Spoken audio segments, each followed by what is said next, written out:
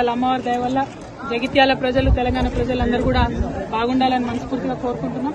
BRS హయాంలో ఎప్పుడైనా కూడా ఆధ్యాత్మికతకు ప్రాధాన్యతనిస్తూ అన్ని రకాల కార్యక్రమాలు చేసే ప్రయత్నం చేసినాం.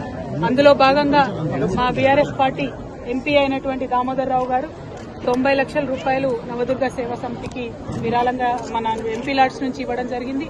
అట్లానే మా తొలి చైర్మన్ గారు దావా వసంత గారు కూడా వారి ఫండ్స్ నుంచి వారు ఉన్నప్పుడు ఒక 10 లక్షల రూపాయలు పెట్టడం జరిగింది.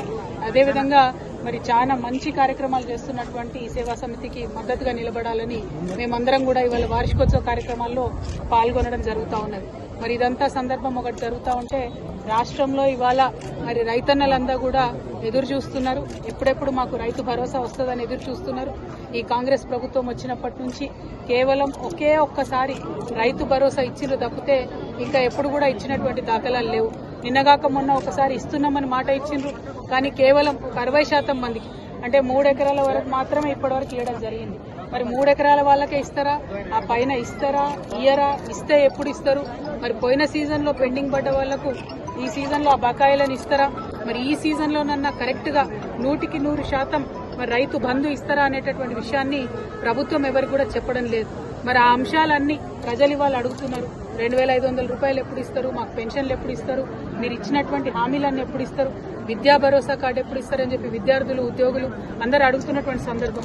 జాబ్ క్యాలెండర్లు వేస్తామని చెప్పి విద్యార్థుల్ని మోసం చేసి యువతను మోసం చేసి అధికారంలోకి వచ్చినటువంటి సందర్భం మీ అందరికీ తెలుసు. మరి ఇవన్నీ అడుగుతుంటే కాంగ్రెస్ పార్టీ మీద ముఖ్యమంత్రి గారి మీద ఒత్తిడి పెరుగుతున్నటువంటి సందర్భంలో భరించలేక రోజొక కొత్త డ్రామా కాంగ్రెస్ పార్టీ చేస్తున్నారు. ఒకసారి కేసీఆర్ గారికి కాళేశ్వరం మీద నోటీసు, ఇంకొక రోజు హరీష్ రావు గారికి నోటీసు, ఇంకొక రోజు ఇంకొక సీనియర్ నాయకుడికి నోటీసు.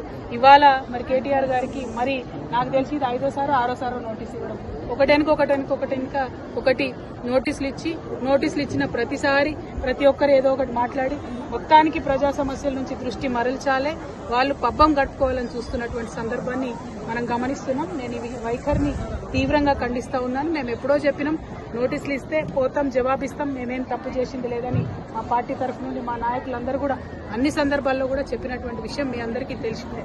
అయినప్పటికీ ఇవాళ తెలంగాణ భవన్ కి తాళాలేసి మా కార్యకర్తలు ఎవరు బయటికి వెళ్లకుండా చేసినటువంటి సందర్భాన్ని మేము తీవ్రంగా ఖండిస్తున్నాం. మా కేటీఆర్ గారు మరి ఇవాళ విచారణకు హాజరైన ముందే చెప్పినటువంటి విషయమే, హాజరైతామని. అందులో పెద్ద విశేషం ఏం లేదు, హాజరైతాం, విచారణకు సహకరిస్తామని కూడా చెప్పినాం. ఇవాళ తను అక్కడ ఉండగా ఇవాళ భవన్ లో మరి తాళం వేయడం అన్నది నిజంగా కూడా దుర్మార్గం. మేము ఎప్పుడైనా కూడా ప్రజల పక్షాన్ని నిలబడ్డాం, ప్రజల కోసమే పనిచేసినాం.